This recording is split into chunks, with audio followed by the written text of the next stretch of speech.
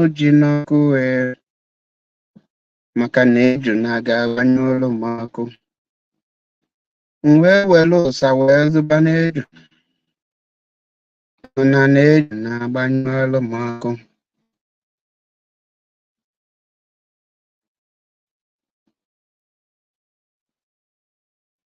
Ọmalingo ọmalingo nne m na nne m nyere m ji na eju na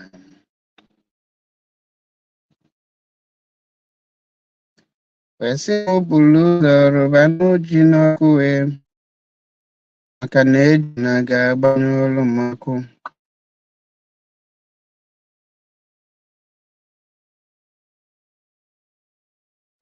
Mgbe were ụsa wee zụba n'eju na eju na-agbanyụ ụlọ m ọkụ. Mgbe pụta ụzọ wee jebe n'igote ọkụ wee pụta n'ụzọ wee fụ dibịa yaga yaga. Ọ sị m tụọ okwe, nsị ya tụọ okwe nke gị o. Ọ sị m kwagharọ, nsị ya kwagharọ nke gị o.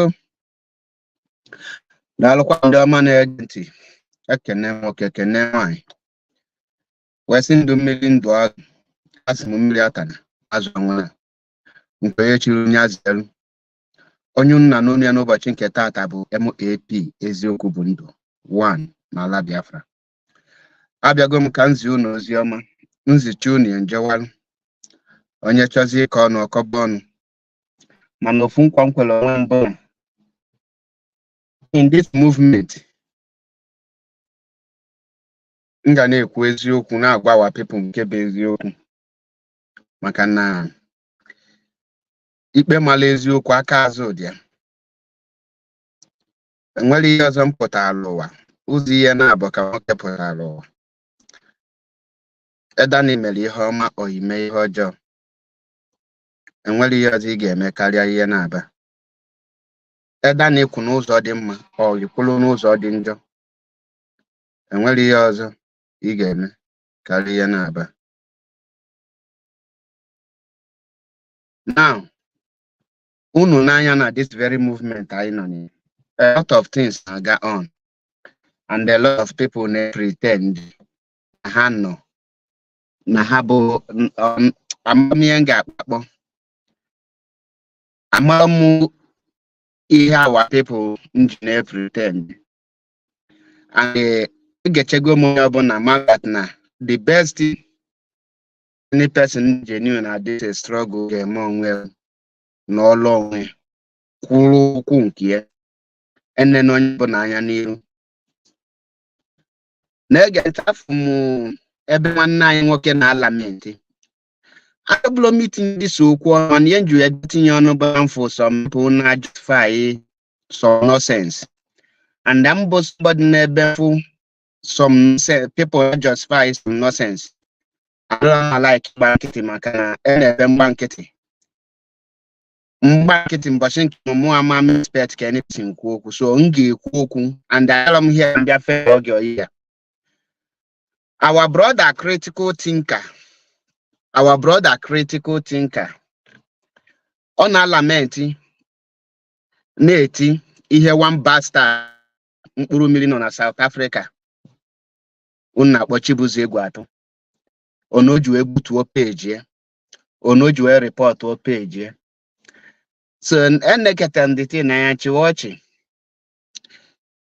Achọbụla m ikwu anything maka ya, mana eju ebịa kwu okwu nke ya bụ afụ some people, a lot of people mpụta na-asị ya why iji wee tinye picture the bastard na n'ihe dia, why iji wee denya why no maka na idere ya why mata o ji strike ya gị. That is ebe people na justify that thing bụ na the guy welu video the mkpụrụ mmiri nọ na South Africa wee denya why no nwere right idie why n'onye akpata eji wee strike ya. Ndị niile na-ekwu that na achọrọ m iji unu ke the reason the bastard strike ya Rapture Media, ke the reason o ji wee strike ya Biafra television. So na dekunu why The problem I nwere na this struggle bụ na eziokwu anọ na ya. Ọkwa ifuru ihe eziokwu ọ fere arụ ka ifu mmadụ ọpụta kwụsịrị n'eziokwu mbụ no matter what it take ọkwụrụ ọtọ n'eziokwu ọ dị few ọ dị ezigbote few ga-apụta kwụrụ ọtọ kwụsị ike ma ọ dị mma ọ dị njọ ekwuru na data eziokwu ahụ egbugodo gị igbu ekwuru n'eziokwu ọ dị few of us ga-emenwe a few of us ngwụta onwe m adịrọ m sọ ma afọ onye ọzọ m ga-afụ nkwụnwe ọtọ kwechiri eziokwu without compromise, without each favor or without protect one rubbish thing. That's why you China this struggle say that na a lot maybe go and they are no abi affect badly. So mmadụ mgbe your video we post keji strike ya and somebody known at this struggle apportate justify such nonsense. It justify China. It means it be the white and white and whiter than snow. A chalk and kula can neso or a chalk and there can neso or nequetenian apota from you people without you question. Ojo blue den sibu on kapu. Ne lot of yama space. Although a big critical thinker, another make pity I don't have a pity on him. I could yan me room that's one ton or a few room work and about MAP Eziokwu Bundu 1. Another match of favor Nakagi. The reason pattern I make pity who critical thinker because he deserve what he gets. He deserve it 10 times. Because the problem I in a face ibuna ega for somebody and me hojo ijuru maka outside agekwu ijuru maka people who gekwu ega protect be hojo ahụ ega protect that bad thing taking a protect that bad thing because now that bad thing is not happening to you, then you try as much as you can to protect evil. At the page you agree that now that is why they say protect evil and evil will come back to you. I can remember vividly when the guy the busy ne protect Mkpuru Million in South Africa. The reason Uju Epotabia resign no ya na chiete IPOB o prank ebi dabata amonya mapo mabata then mother bia nwe mind she no na suspend Maazị Achebe Paul. Ishim nange nwe respect to such person. You defended that very evil act. So in a mess pet can you give reward, good reward for defending bad thing. Critical thinker cannot be bold enough to call a spade when the time only a chance to call a spade. But because of what autopilot or what other people will say, he protected bad thing. One in alone at this struggle. In a protect bad thing, you are not fighting for this struggle, rather you are destroying this struggle. A lot of you think that you are fighting to protect IPOB. Meanwhile, you are the people destroying IPOB with evil protection, with lies and deceit. IPOB, one of IPOB mantra is that we are whiter than white and whiter than snow. That whiter than white have been murdered very long time ago since they kidnapped Maazị Nnamdi Kanu. The moment they kidnapped Maazị Nnamdi Kanu, Olulo 1 year and murder that whiter than white. Judea dies. Oblo na murder they just buonya kirikiri tufuonya. Eziokwu nweleze body. Ihe onye ọbụla na-azọ kịta bụ ka ọ bụrụ nyanwa bụ hardcore. In a struggle of this kind, you don't fight to be a hardcore, you fight to be genuine. You maintain your genuinity. You need local people to beg. That is why people like me, and well, any person, like Achebe Paul. The reason I like him, 99% of you are like Eziokwu. Most of us non-IPOB na choketable can recognize ya, and that recognition have destroyed the movement. A lot of you are my heart. Unu kacheno iye me cover me, make a cover you. People are watching. People ndi na no na the movement na watching. Now, let me name the factors that are affecting this very movement. Nkuchenye onye like nyaga na war, onye like nyaga cold. Ọmụaka na-akpọ MAP eziokwu bụ ndụ. Afụlọ m iru mmadụ anya. Enyi m enye Okeke na Okafor obele na nnukwu respect. But when you take my respect for granted, I withdraw it and I throw it in dustbin. Nye gị ezigbote treat ego need deserve. Now, one of the factors that is affecting this movement is what people will say. If for this word, what people will say, it about the factor, one of the factors now affecting badly. Because that word, what people will say, have made a lot of us not to speak the truth because you are afraid if you speak the truth, people will now mock you. People will now cut the truth and use it to tell you, oh, you are doing this. You said this before. That is why a lot of you can no longer say it the way it is, can no longer set the record straight. Rather, you will be pampering it. In a toku. It's on a struggle. Second factor. But are we going to do this? If we do this now, the people will not think, oh, but we tell them to do it. No, we put this idea. In as far as Noblo, this idea is not from me, not this person. I must sabotage it. It must come from me. If that word, it must come from me. That is another factor that is affecting us.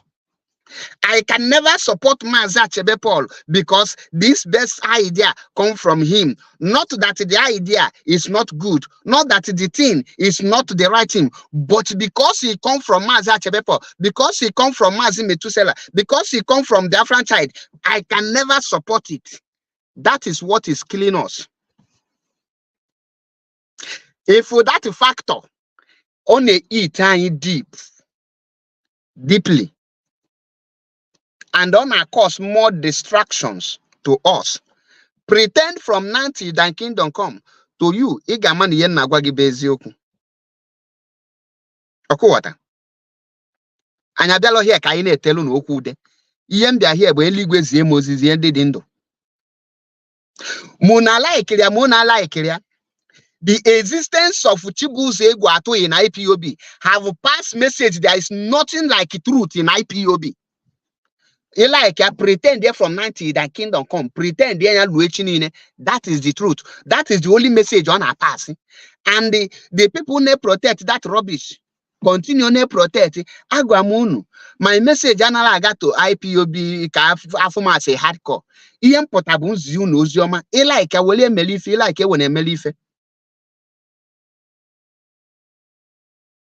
Now, our people. Our people. There is a lot of things say big our people mena hasigi and autopilot. I may yakit autopilot ya menka. One no. I send the home autopilot to Giku. Made the right thing, forget anything. They will just make noise and go inside. Man, a lot of yama water. Peace among IPOB. We are not united.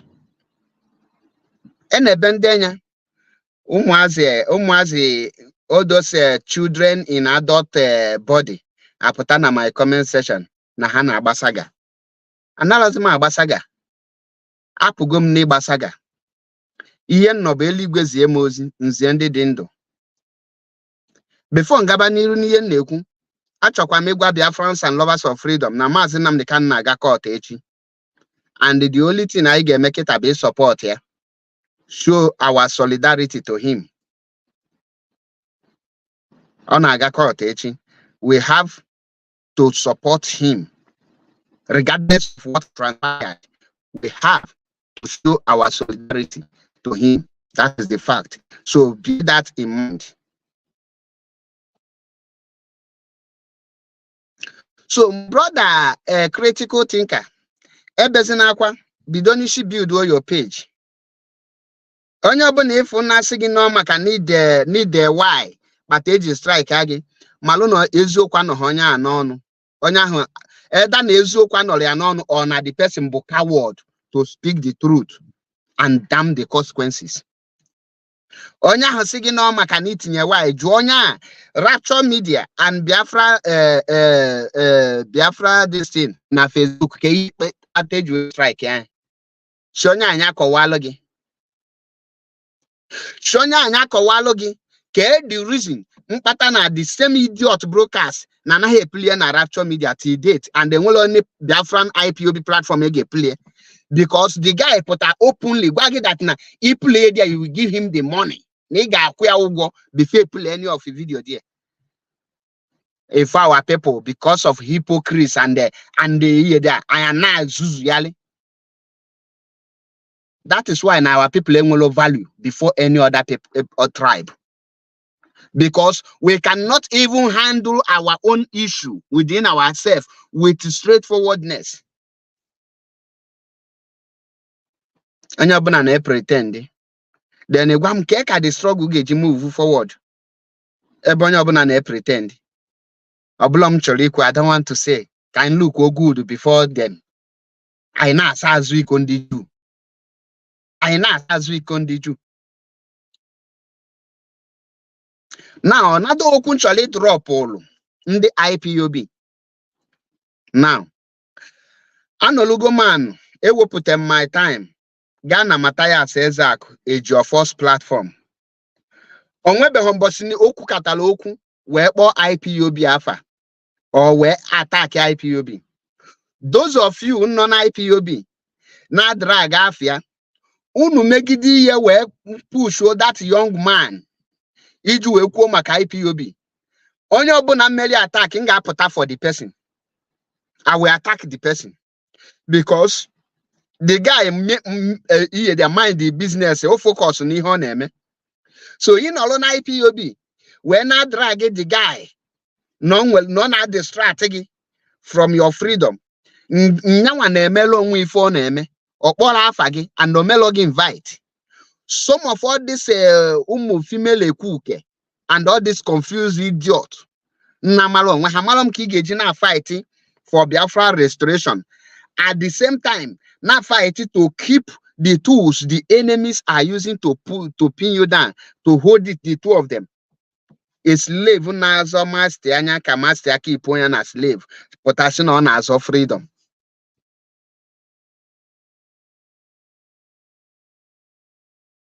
Ihe nji ekwu okwu akunu ya lesi na mekwulie n'oge. Ma Ezeaku Ejiofor n'ọlụ onwe ya kita. Most of you nọ na IPOB ana drag ya. Unu drag gị or reply ya unu.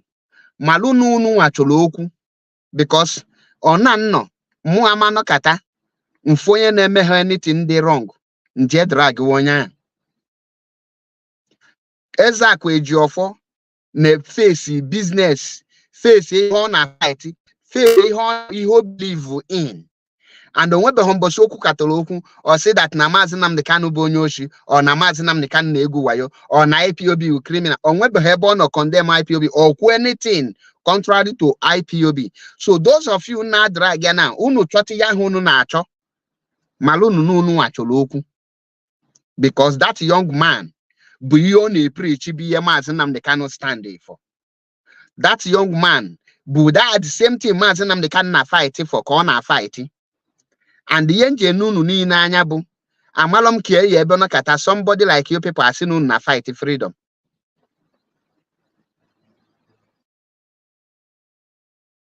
Another okwu nchọrọ ikwu bụ Oduduwa Nation declare their Oduduwa Nation. Ọ gbasatala IPOB ma ọ bụ fake ma ọ bụlo fake. Onwere ebe ọ gbasatala IPOB.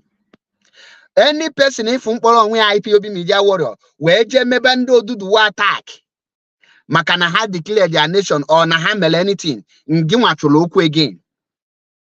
Ihe nji agwa gị bụ na everybody must not come to IPOB to fight his or her freedom. And everybody must not key in IPOB before the person become a freedom fighter or before the person are genuine. And everybody must not ally with IPOB before the person before the word amalon or genuine. Ka ife esi amalon nke ba wabandre. Malu, what is our own and what is not our concern? Because most of us now drag go to one nation. Are you a Yoruba man? Are you a Yoruba people? Allow the Yorubas to do their things the way all the Hawatalia. Oburu ni like Lokodudu Jeme, one restore Biafra, hapu haka. It's none of our business. You look at in a video. Anyone believe in Odudu? Are you an Odudu person? Ibonyo Odudu. How scam all their people? How does that concern you? How could you blow your business?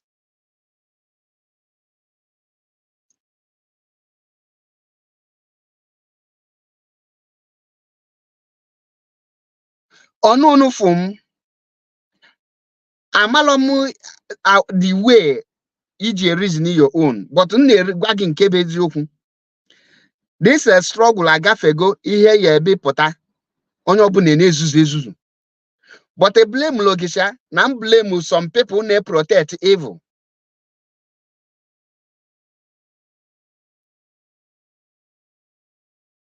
Agwamunu this year from now anwere bastazi mo na saga ma na mpụta nzie gozi ị na-eme nke ọma mpụta ngwa gị na ị na-eme nke ọma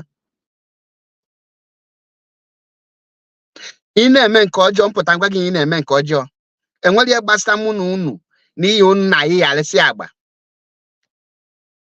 enwere ozi men onye ọbụla na-agụchicha so mmiri ịbụ hardcore ị chọrọ igosi ndị isi na iwu hardcore ka akpa afa gị ka etinye gị na group ebe ndị na-enwelo brain ụnọ.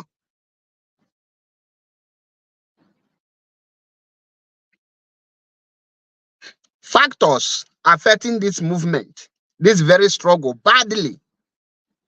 Buna, when somebody is wrong because of name another person is wrong and another person then you support evil. If you want to speak out, speak the truth. Most people now a critical thinker na critical think the wrong. Come on makano bata na social media awful because of no webelo grant. That is the reason. Mana the reason na me blame londi ye they blame lo ndu esigi na ndi happy na gbanyelu critical thinker film obele ka watch ya. Buna mgbe o kwesiri ikwu ọtọ n'eziokwu o support evil. He protected evil. Call this video. We are na he protected evil, and that is why evil befall on him. Person like me and macho view. Gini basta muna vi. The reason I'm gonna have a strike in my page or my strike in because it make no changes.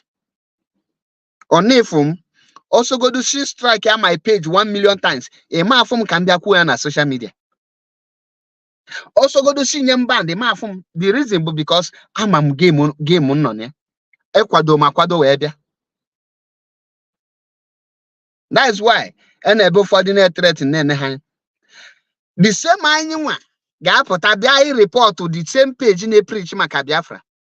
I report to China I see Facebook is putting us in a shadow ban. Why Nama put in shadow ban? Every Biafran platform question on a shadow ban or below Nigeria na report anywa jaka na report. Once Maza Chebe Paul Kulunkina like Ghana meeting ga report or quan follow talon assisting a Maza Chebe Paul so elemazanam de can nekilifa struggle at all no to home as what people will say. Hey, Mazeko equal this is na in my ear people got through this your video. A pass one other message. A gauge leadership attacking. A gauge menka. A hide the truth. A hide the corruption.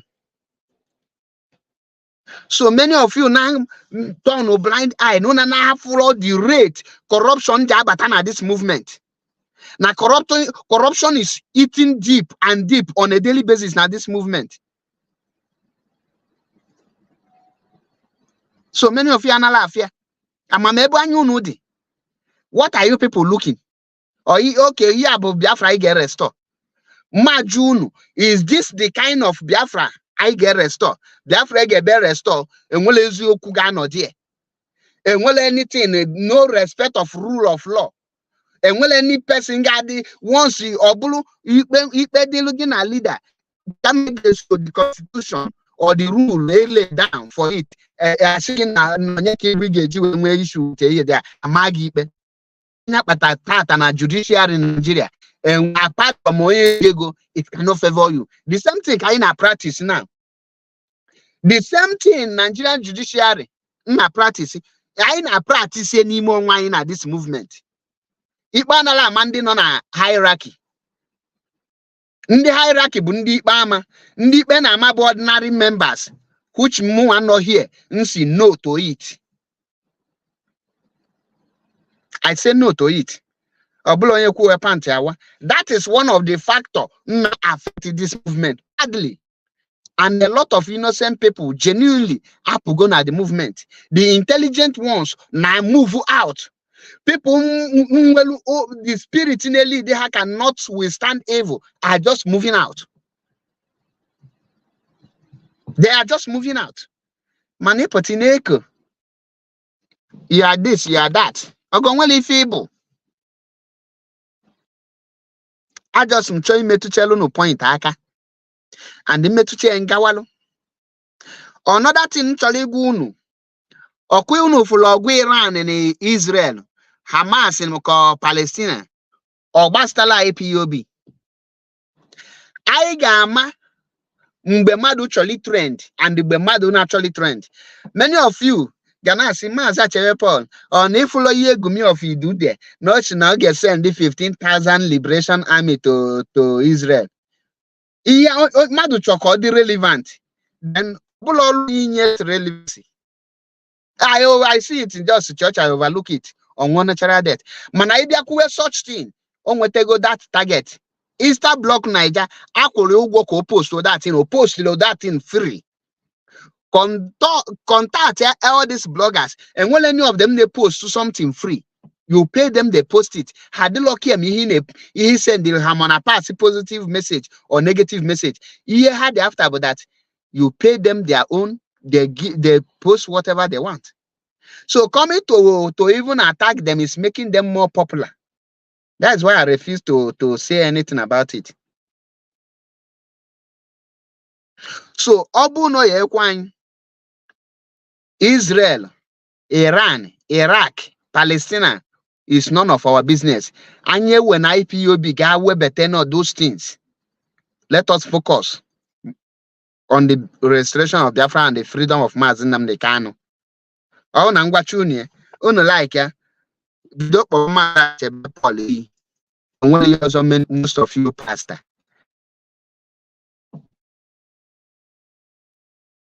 Like ya. Bidonu Bobe, most everybody now the age malo IPOB is it boy. And the thing we cannot correct it.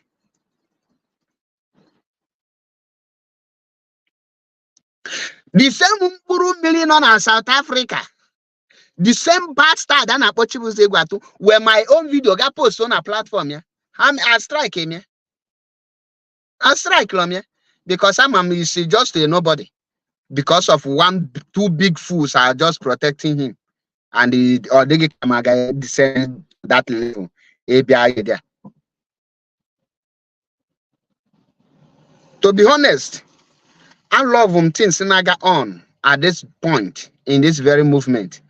Onegoshi, how straightforward and the kind of people I when judge the issue when the nation is restored. Because from the people who judge the issue, from genuinity and the transparent in them. From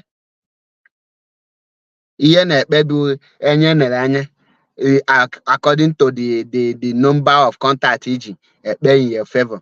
Oh, need you a contact Ipamagi, then it is shimmy there. I wasn't that happen here because I'm well much time. Break computer. Manakangwalunia, the factors affecting this movement. One what people will say if I say the truth. If I say it the way it is, what people attack me, what autopilot will say, what Nigeria government will say. Okay, if you take because of what people will say and they cover evil, that evil will germinate and consume you. 2, it's not, this idea or this solution is not coming from me, and because it's not coming from me, I will sabotage it. I will never support it. You'll start fighting against it. That is another factor.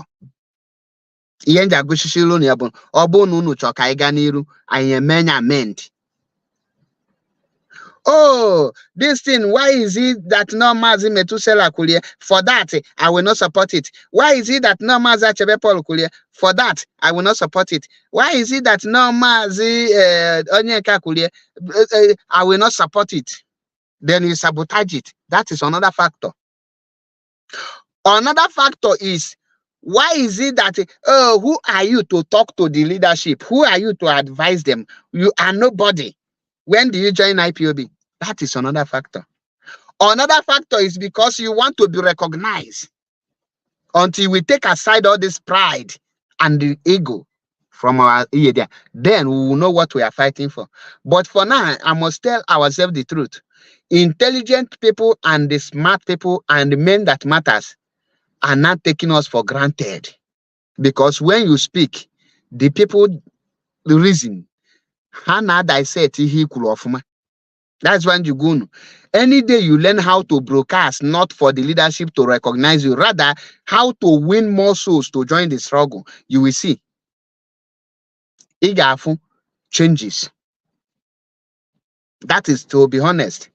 So ndị nke na-apụta asị he asị critical thinker that why did you write why you choose mechie ọnụ some ọbụna ịmalife ị ga-ekwu mechie ọnụ. The question na June niile na-akọ datin bụ gịnị kunu nwa mgbe strike lu na Rapture, gịnị kunu nwa mgbe strike lu na Biafra TV, gịnị kpatunu ju stop ihe dia unu favor na protect because of one thing or here there. Or here can get no kata nye such people nwelo the courage to speak as it is. Kamunu bịa na aka akwa nwanne a big abụlụ onye afọ ukwu ọbụlọ size na-ekwu what you have in you.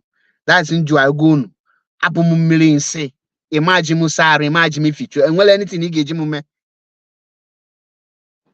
Abụ m ọkpụkpụ gbadolu ndị okwu ya na akpịrị because akwụ m n'eziokwu. Until we correct ourselves and stand on the truth and make sure we bring back that whiter than white and us. If not, I just no one here. How many people use my video? Even our sister Ejiro when Botagani, so what from there rubbish. People no there na comment section be. Does that make me can just choose a video emoji can we strike here? No, I see it as she's still my fellow comrade. Type on a spade. Failing to call a spade is the reason why we are suffering today. On this note, I say, until I come your way again, then almost here Biafra. Tete, echini ne mazine mapia in court. In a chance, go and show your solidarity to him in day one. God bless you all.